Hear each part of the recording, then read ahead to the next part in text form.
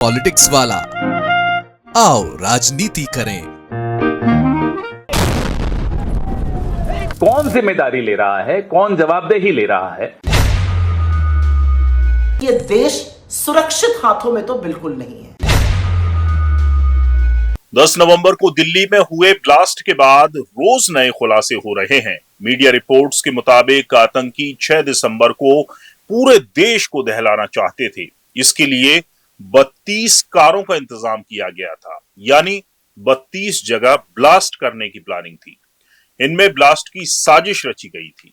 इस बीच कांग्रेस ने सरकार पर निशाना साधा है, कुछ तीखे सवाल पूछे हैं और कहा है कि अब देश बिल्कुल भी सुरक्षित हाथों में नहीं है।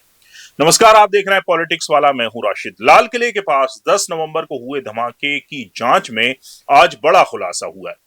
पुलिस सूत्रों के मुताबिक आतंकी 6 दिसंबर यानी कि बाबरी मस्जिद ढहाए जाने की बरसी के दिन दिल्ली समेत कई जगह धमाके करना चाहते थे।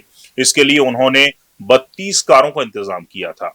इनमें बम और विस्फोटक सामग्री भरकर धमाके किए जाने थे।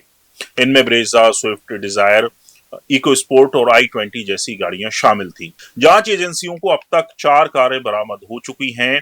10 नवंबर को जिस i20 कार में धमाका हुआ था वो इसी सीरियल रिवेंज अटैक का हिस्सा थी। ब्लास्ट से अब तक 13 लोगों की मौत हो चुकी है, जबकि 20 लोग घायल हैं, जिनमें से 3 की हालत नाजुक बताई जा रही है। वहीं केंद्र सरकार ने दिल्ली कार ब्लास्ट को आतंकी हमला माना है। बुधवार को कैबिनेट मीटिंग में टेरर अटैक पर प्रस्ताव पारित किया गया।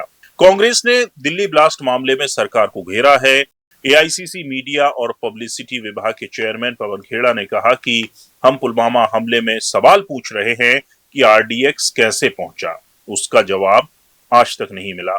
अब राजधानी दिल्ली से 20 किलोमीटर दूर 2900 किलो विस्फोटक पहुंच गया। सवाल है कैसे पहुंचा, इसकी जिम्मेदारी कौन ले रहा है? हम पुलवामा के सवाल पूछते रहते हैं कि साहब आरडीएक्स कैसे पहुंचा, नहीं मिले जवाब। सतपाल मलिक जी पूछते हुए रह गए, नहीं मिले जवाब। उनको और बेइज्जत अलग किया गया। 2900 किलो विस्फोटक सामग्री दिल्ली के 20 किलोमीटर दूर पहुंच चुकी, कैसे पहुंची? लाल किले के बाहर एक गाड़ी में विस्फोटक सामग्री है और वो एक्सप्लोजन होता है, धमाका होता है, लोगों की जान जाती है, लोग घायल होते हैं। दिल्ली राजधानी के भीतर, प्रधानमंत्री के घर के पास, ये कैसे संभव हुआ? कौन जिम्मेदारी ले रहा है, कौन जवाबदेही ले रहा है? ये सवाल बहुत गंभीर है। देशवासियों के मन में ये सवाल है। वहीं कांग्रेस की राष्ट्रीय प्रवक्ता सुप्रिया श्रीनेत ने भी सवाल उठाया है कि पहलगाम आतंकी हमले के बाद मोदी सरकार ने कहा था कि किसी भी आतंकवादी हमले को युद्ध की कार्रवाई माना जाएगा, लेकिन पाकिस्तान स्थित जैश ए मोहम्मद से जुड़े होने का हवाला दिए जाने के बावजूद सरकार की अब तक की प्रतिक्रिया इस वादे से बिल्कुल विपरीत है। उन्होंने कहा कि ये एक बार फिर साबित हो गया है कि ये देश सुरक्षित हाथों में बिल्कुल भी नहीं है। पहलगाम आतंकी हमले के बाद नरेंद्र मोदी ने कहा था कि any act of terror will be seen as an act of war. आतंक की कोई भी घटना युद्ध की कार्रवाई मानी जाएगी। और तब इस पर विपक्ष और खासतौर से राहुल गांधी जी ने चेताया भी था कि किसी भी सिरफिरे आतंकी क्या हमें युद्ध में घसीट लेगा। लेकिन सरकार ने तब भी मेंटेन किया था कि any act of terror will be seen as an act of war. तो आज सरकार का जो रोल है, जो रवैया है, वो बिल्कुल इसके विपरीत क्यों है?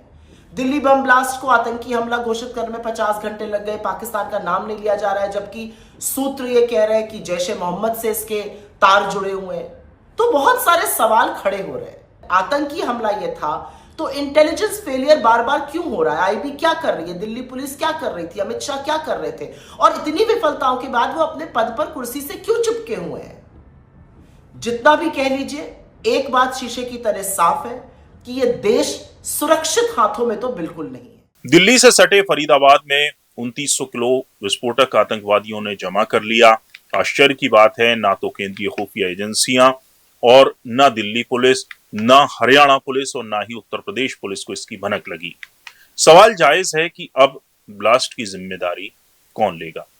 पूरा वीडियो देखने के लिए शुक्रिया। आप भी इस खबर पर अपनी राय कमेंट कर हमें दे सकते हैं। वीडियो पसंद आया हो तो लाइक कीजिए, शेयर कीजिए और हमारे चैनल पॉलिटिक्स वाला को सब्सक्राइब जरूर कीजिए। नमस्कार। है।